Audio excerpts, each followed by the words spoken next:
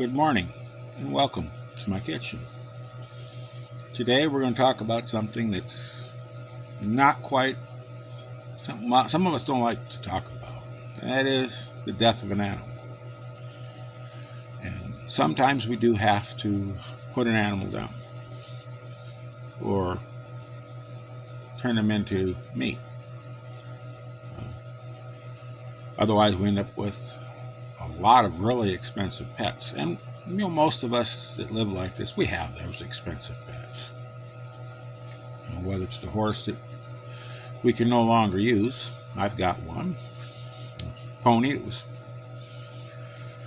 purchased when my nephew was 4 and he's 25, and the pony was supposed to be 14. We got it from a dealer.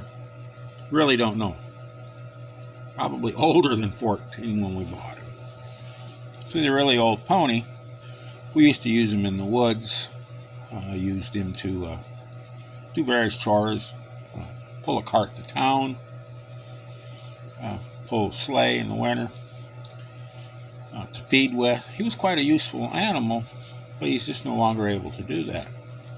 He's a senior citizen, and he has a home here for life. He doesn't have to worry about going anywhere. We take him water and feed out because he's not able to get out to the water tank very good in the winter because he's got arthritis real bad. But we all end up with them, it seems like. And if we're raising poultry, this can really get to be a problem. And the question is, what do we do with those old chickens? Yesterday I decided, well, it's very cold and I want some chicken soup. Would be really nice. I have an older rooster out here. This one I do know how old he was because I hatched him myself. It was in 2016. And I've raised him from an egg. We incubated the eggs, raised these chickens up, and this is the last of these old chickens. He's no longer good for breeding. Really don't want to isolate him by himself. That's not going to be very good on him. Put another young rooster in there, which is what needs to go in there if we want our eggs to be fertile for hatching, because he's no longer. Actually, last year his eggs were not fertile. The eggs from the hens were not fertile. They didn't hatch. So what do we do with him? A lot of people will dispatch a rooster like that and just throw him out, feed it to the cats. But that we don't have to do that. That's not really the best way to handle that. And one thing is when we get this involved with the animals, and we do all this, we dispatch it, we do it ourselves, we're probably a little less likely to want to waste that. Because we know all what went into it. We know the effort. Anyways, yesterday I dispatched this rooster and dipped him in the hot water, plucked and dressed him out, cleaned him, and cut him up. But we have a carcass that's very, very tough. Now, but how are we going to make that so we can utilize it and really make something good? Make our soup. Well, here we have our hot soup cooking here on the wood stove. It's just a boiling away here.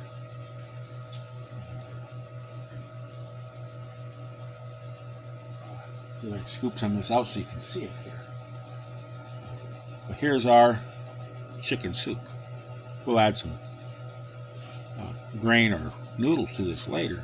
We have our chicken. We have peas, carrots, onions, potatoes, celery. I will still add some corn, in a little bit.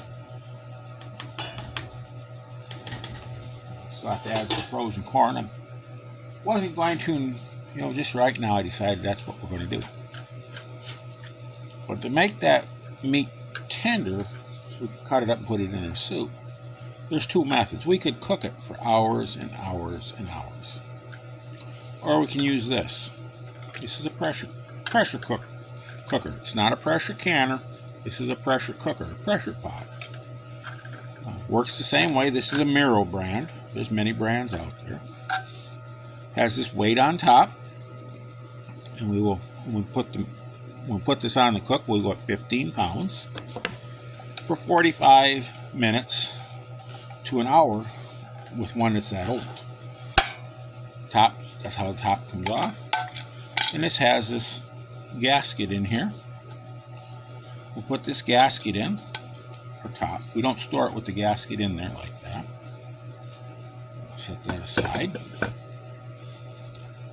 We will lubricate it a little bit. I always say we use some kind of lubricant on these that we wouldn't mind eating. In this case, it's going to be some olive oil. Just rub a little light coating of olive oil around that rim. And that is to keep our gasket from sticking. Put the lid on. And I'm going to have to get rid of these glasses. I can't see what I'm doing very well. That's really a pain. When you can't see 2 meters away from you without them, and even with them you can't see very well much farther than that. And you can't see nothing up close with them on. So it's fun getting old. But our lid goes on just like that, and it'll have these little arrows there usually, directions right there. Put it down, give it a squeeze, and our weight will go on. Now when we're going to do this, to cook our chicken, we're going to put about a quart of water in here, a liter, shy liter of water.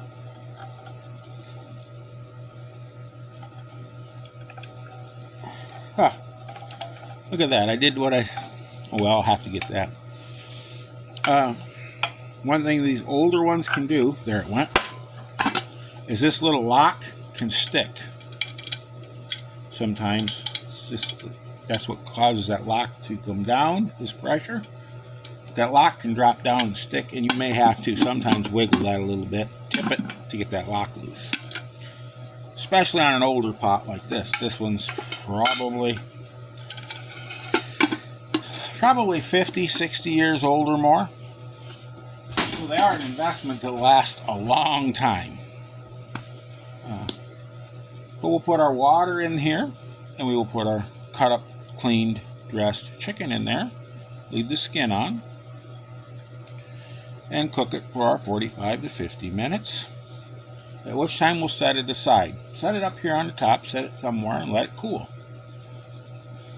So it releases the pressure, so it don't blow all that steam out the top, and water and gunk. And that little lock will release. That little lock I just showed you here in the handle. We want this to release. Once the pressure's off, we remove this weight. And if this is not released, we may have to jiggle with it.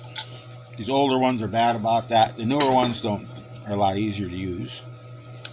We take our chicken out and we cut it off the bone. This is not going to be falling off the bone tender on a bird of that age. 7, 8-year-old bird. But we take it off, we remove the skin. You can cube up the meat, and it goes into our soup pot. We take the juice that's in this pot, remove the excess fat, and add that in here, and add our vegetables for our soup base. Then we can add either rice, barley, wheat, our grain of choice. Buckwheat works in here, or noodles. We'll make flour dumplings. I did pick up some noodles here a while back, and we're going to use these whole wheat rotini in there in our soup. But anyway, if you're thinking of getting chickens, or you have chickens and you don't really know what to do when they get to that age, there's the option of keeping them until they die of their own, or we can turn them into soup. And anyway, that's all I've got today. I hope you all have a wonderful day. Stay warm if you're in an area where it's cold, as it is here. Have some fun. Go out there, get your hands dirty, and above all, keep growing.